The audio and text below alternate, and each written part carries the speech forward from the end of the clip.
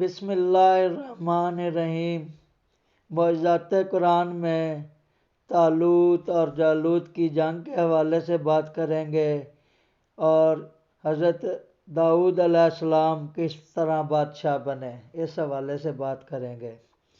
جب طالوت بنی اسرائیل کے بادشاہ بن گئے تو آپ نے بنی اسرائیل کو جہاد کے لیے تیار کیا اور ایک کافر بادشاہ جالوت سے جنگ کرنے کے لیے اپنی فوج کو لے کر میدان جنگ میں نکلے۔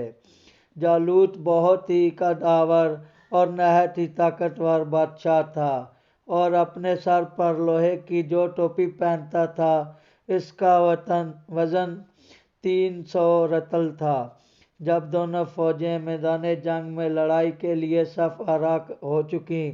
تو حضرت طالوت نے اپنے لشکر میں یہ اعلان فرما دیا کہ جو شخص جالوت کو قتل کرے گا میں اپنی شہزادی کا نکاح اس کے ساتھ کر دوں گا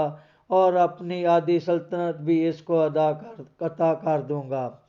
یہ فرمان شاہی سن کر حضرت داؤد علیہ السلام آگے بڑھے، جو ابھی بہت ہی کم سن تھے اور بیماری سے چہرہ زرد ہو رہا تھا اور غربت اور مفلسی کا یہ عالم تھا کہ بکریاں چرا کر اس کی اجرت سے گزر بسر کرتے تھے۔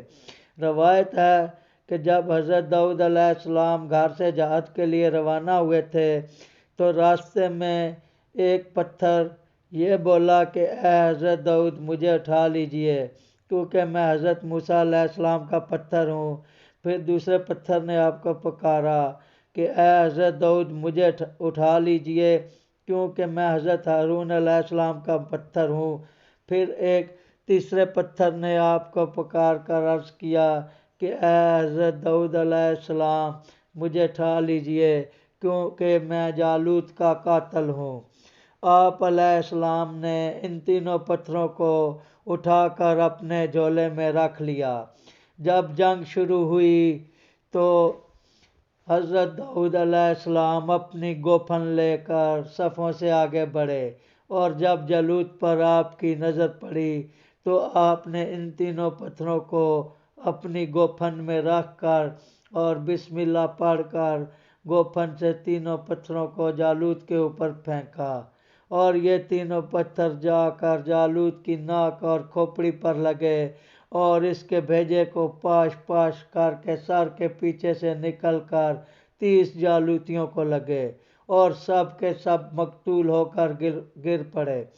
پھر حضرت داؤد علیہ السلام نے جالوت کی لاش کو گھسیٹتے ہوئے لا کر اپنے بادشاہ حضرت طالوت کے قدموں میں ڈال دیا۔ اس پر حضرت طالوت اور بنی اسرائیل بے حد خوش ہوئے۔ جالوت کے قتل ہو جانے سے اس کا لشکر بھاگ نکلا اور حضرت طالوت کو فتح مبین ہو گئی اور اپنے اعلان کے مطابق حضرت طالوت نے حضرت داؤد علیہ السلام کے ساتھ اپنی لڑکی کا نکاح کر دیا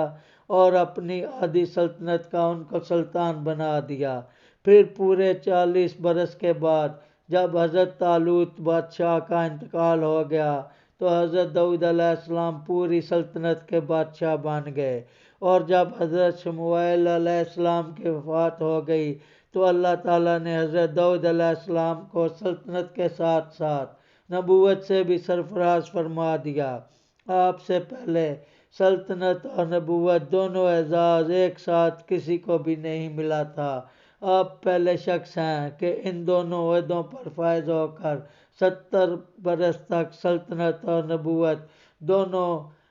منصبوں کے فرائض پورے کرتے رہے اور پھر آپ کے بعد آپ کے فرزند حضرت سلیمان علیہ السلام کو بھی اللہ تعالیٰ نے سلطنت اور نبوت دونوں مرتبوں سے سرفراز فرمایا۔